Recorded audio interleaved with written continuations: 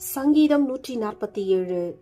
கர்த்தரை துதியுங்கள், நம்முடைய தேவனை கீர்த்தனம் பண்ணுகிறது நல்லது. துதித்தலே இன்பமும் ஏற்றதுமாயிருக்கிறது. கர்த்தர் எருசலேமை கட்டுகிறார், துரத்துண்ட இஸ்ரவேலரை கூட்டிச் சேர்க்கிறார். இருதயம் நொறுங்குண்டவர்களை குணமாக்குகிறார், அவர்களுடைய காயங்களை கட்டுகிறார்.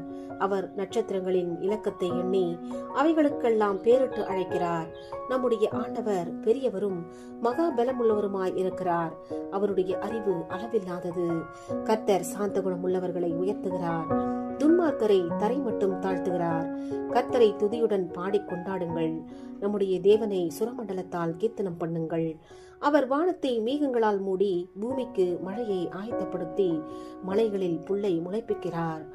அவர் மிருக ஜீவன்களுக்கும் கூப்பிடுகிற காக்கை குஞ்சுகளுக்கும் ஆகாரம் கொடுக்கிறார். அவர் குதிரையின் பலத்தில் விருப்பமாயிறார், வீரனுடைய கால்களில் பிரியப்படார்.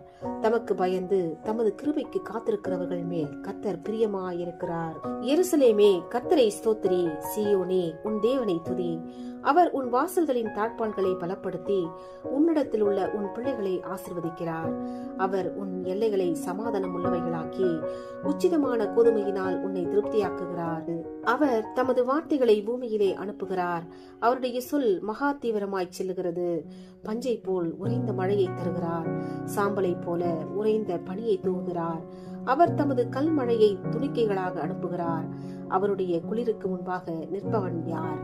அவர் தமது வார்த்தையை அனுப்பி அவைகளை உருக பண்ணுகிறார். தமது காற்றை வீசும்படி செய்ய தண்ணீர்கள் ஓடும்.